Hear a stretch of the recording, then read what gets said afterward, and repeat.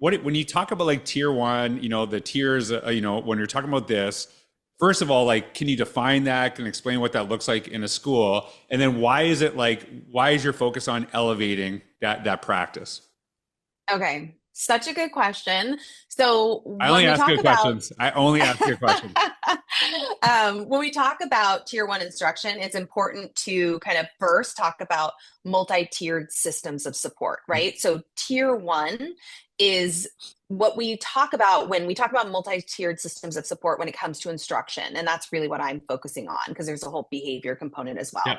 But tier one instruction is often referred to as core or universal. So this is the instruction that all students should be receiving.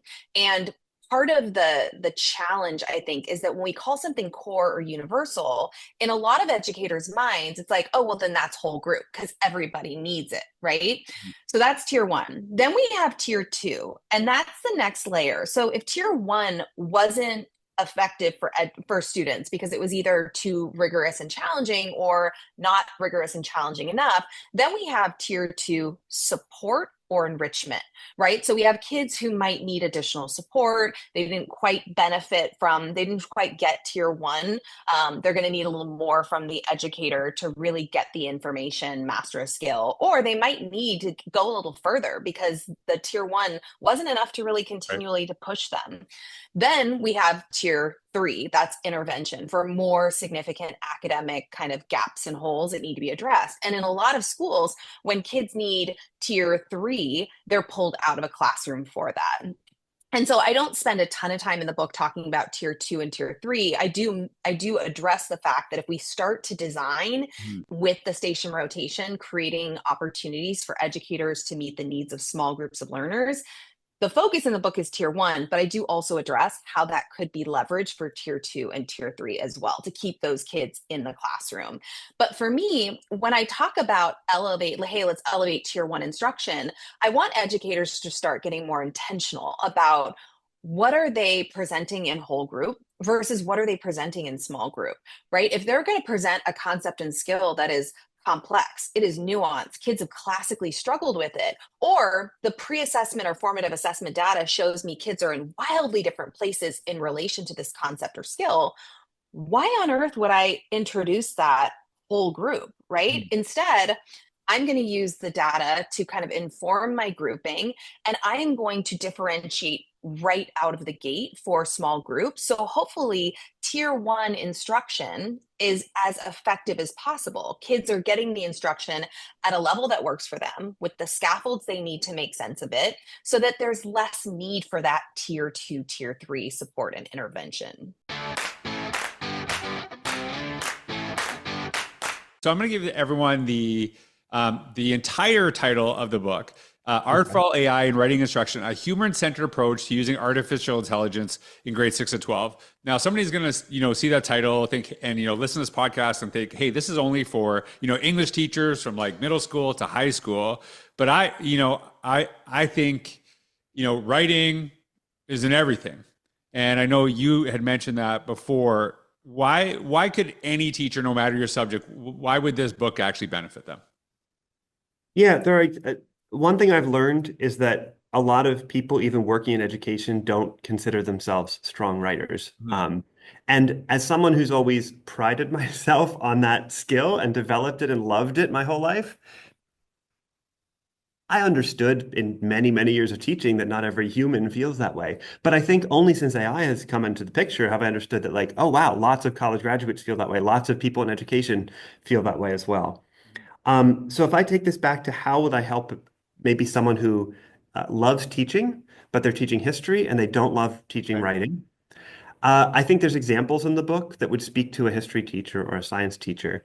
But what I think is most important is there's principles that they can apply. Things like, how can this help when a student and a teacher are sitting down with a piece of writing and trying to figure out how to best express something and they can't quite come up with the right words? How do we do it without letting AI take over the task? How do I make sure that my students aren't only brainstorming, or let me put it this way, are not subletting their brainstorming to AI as an art teacher, as a science teacher. So I think that those principles for each step of the writing process, it's the way the book's organized, are really going to be helpful because writing assignments show up in every class. And the other thing that I hope it will push teachers who are not teachers of English is to remember how much the process matters. In other subject areas, there may be a habit to only value the finished product, and AI can quickly get to a finished product that sounds pretty decent and, approximates how a human student would sound. So what are we going to do in all the subject areas to make sure we're seeing the process happen? We're valuing the messy stuff because that's how we're going to make sure it's human. That's how we're going to make sure the learning's happening. Right. And that's how they'll grow as writers. Yeah, I started my blog. It's like, does anyone talk about blogging anymore? It's just like, even it's like a weird word to say, but I started, I think in 2008 or 2009. I've been writing for 17 years. And I started it solely for the purpose of really understanding how students could leverage it, what that would look like to create a digital portfolio.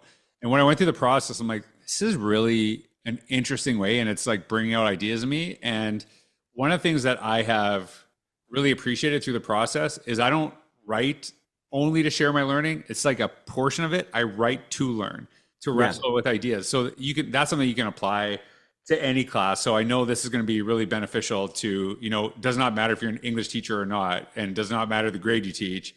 As you suggested, it's really, you focusing on your own learning so you can better help kids through this process as well. So you talked about like the 70% rule that you're focused on with students. And, I thought that was a really powerful way kind of explaining it. And the one thing that you mentioned is like, where was this when I was 18? And you're like, no. Like we're going younger. Like let's teach this early because like the earlier you start, the more benefit this will have long-term. So explain that 70% idea that you started leveraging that you shared with me last week. So if you're watching, think back to when you were 18, 20, 22 years old, or if you have young children, or let's say these high school seniors, or they're about to leave. And by the way, ahead of them is the most important life decision they're going to make. And it deals with money. And I tell kids, I'd probably pop back and go, hey, Dale, the person that I choose to marry is my most important life decision. And I'll say this, while that's very important, if we don't get money right, half of our marriages are gone. And many of the other half of marriages that make it, they're not as great as they could be because of the weight of money. So here's the most important life decision a young adult will make in their life. And here it goes. These young adults, when you get out of high school, they're about to go and start getting their first real job. And when you get that first real job, you're going to get your first paycheck. And when you get that first job paycheck, that's going to be the most money you've ever seen in your life, at least on a regular basis. When you get your first real job paycheck, instead of taking and spending all 100% of that paycheck, I want you to stop and only take 70%. Only spend 70% of it. 70% of that first job paycheck is still going to be the most money you've ever seen in your life. You're at zero. Mm-hmm. Make 70 your 100. By the way, the other 30, take 20% of it and invest it, and take the last 10% of it and give it away. I don't care, George, I don't care who they give it away to. Give it away. We'll come back to that point. Make 70 your 100. And here's why they can do that. They don't have a standard of living established yet. And whatever number you accept as your standard, 70%, that becomes your reality. Watch this. It may sting for a month or two, but in a couple of months, you'll never know that 70 is not your, what do you mean? It's just my 100. It's all I've ever known as my 100. That's just my 100. And here's the most important thing that I say. This is why people fly me all around the country. The next statement I'm going to make. They have one shot to make this happen. Because if they take 3 of those first job paychecks, spending all 100% of it, you will never back down to 70. It's over. You'll say you will. You will never back down to 70.